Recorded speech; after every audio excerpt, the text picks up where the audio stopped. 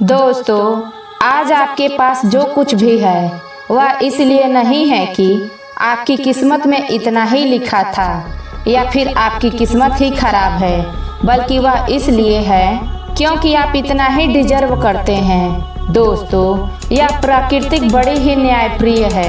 यह उसे उतना ही देती है जितना का वह हकदार होता है, चाहे वह ज्ञान हो या धन। अभी आपके पास उतना ही है जितना का आप हकदार हैं, लेकिन अगर आपको इससे भी ज्यादा चाहिए तो आपको उसके काबिल बनना होगा। ऐसा कौन सा गुण है जो आपको काबिल बनाता है? क्या आप उस गुण के बारे में जानना चाहते हैं? अगर आप जानना चाहते हैं तो इस कहानी को बिना समय गंवाए चलिए शुरुआत करते हैं। एक बार तथागत बुद्ध को एक सभा में उपदेश देना था और जब सभा का समय हुआ तो तब बुद्ध वहां आए और बिना कुछ बोले ही वहां से चले गए। तकरीबन 200 से भी ज्यादा लोग बुद्ध का उस सभा में इंतजार कर रहे थे और बुद्ध के इस तरह के व्यवहार को देखकर सभी लोग बहुत चौंके, लेकिन किसी ने भी बुद्ध से कोई भी प्रश्न नहीं किया। अगले दिन फिर से सभा का आयोजन हुआ। इस बार सभा में लोगों की संख्या तकरीबन घटकर 150 लोग सभा में बैठे हुए थे। बुद्ध सभा में आए, लेकिन इस बार भी बिना कुछ बोले वहां से चले गए। लोग दोबारा से चौंके, लेकिन किसी ने भी बुद्ध से कोई प्रश्न नहीं किया। अगले दिन सभा का आयोजन फिर से किया गया, लेकिन इस बार सभा में लोगों की संख्या और भी घट गई। इस बार सभा में केवल 100 लोग ही आए हुए थे। बुद्ध सभा में फिर से आए और उन्होंने इधर उधर देखा और बिना कुछ बोले सभा से चले गए। उसके बाद कुछ लोग क्रोधित भी हुए, क्योंकि लोग अपना अपना काम छोड़कर आए हुए थे, लेकिन किसी ने भी बुद्ध से कोई प्रश्न नहीं किया। अगले दिन फिर से सभा का आयोजन हुआ। दोस्तों, आप लोग जो इस कहानी को सुन रहे हैं, आप में से भी कुछ लोग मन ही मन यह कह रहे होंगे कि अरे कितनी बार सभा का आयोजन होगा।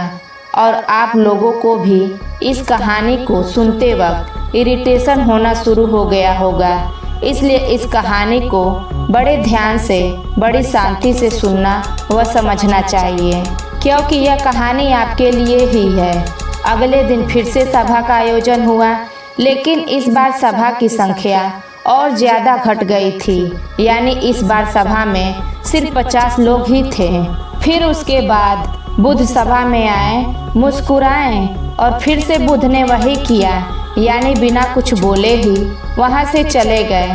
इस बार भी लोग बहुत क्रोधित हुए और इस बार लोगों ने पीछे से कुछ कहा भी और बड़बड़ाए भी, लेकिन बुद्ध ने उनकी किसी भी प्रश्न का कोई उत्तर नहीं दिया। अगले दिन फिर से सभा का आयोजन हुआ और इस बार लोगों की संख्या बहुत ज़्यादा घट गई थी। यानी इस बार सभा में कुल मिलाकर 10 लोग ही आए हुए थे। इस बार भी बुद्ध सभा में आए, आसन ग्रहण किया और बचे 10 लोगों को उपदेश दिया।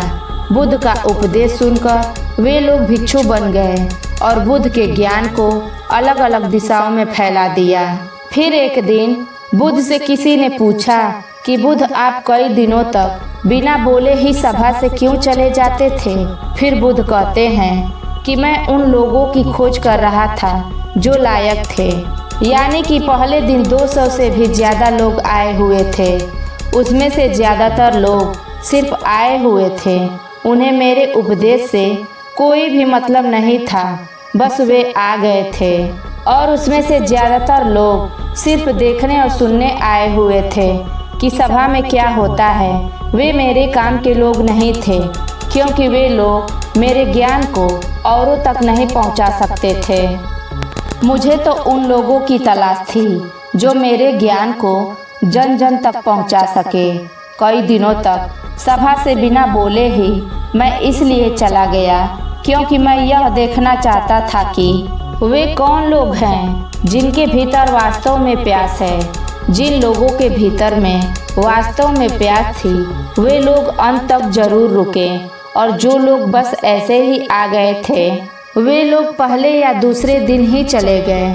जिनके भीतर धैर्य था, उन्हें मुक्ति का मार्ग भी मिला, और जो लोग जल्दीबाजी में थे, वे लोग अब घर में बैठे हुए हैं। सवाल यह नहीं है कि मैं तुम्हें क्या दे सकता हूँ, बल्कि सवाल यह है कि तुम क्या ले सकते हो।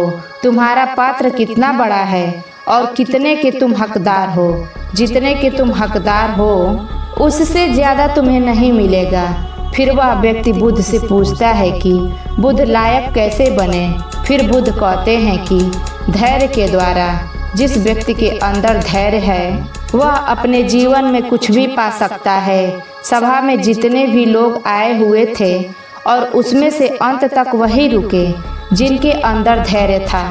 चाहे तुम्हारे जीवन में तुम्हारा लक्ष्य जो कुछ भी हो, लेकिन तुम बिना धैर्य के सफलता के चरम तक नहीं पहुंच सकते। फिर वह व्यक्ति बुद्ध से पूछता है कि कोई व्यक्ति अपने भीतर के धैर्य को कैसे बढ़ाए।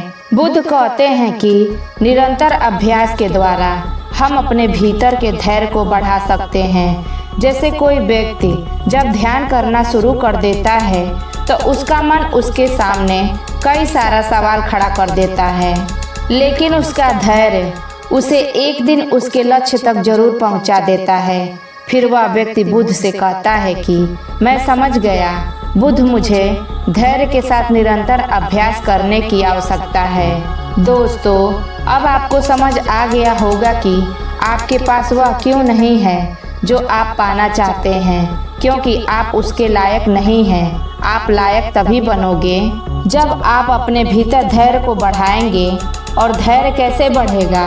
धैर्य बढ़ेगा निरंतर अभ्यास द्वारा। और अभ्यास कौन करेगा?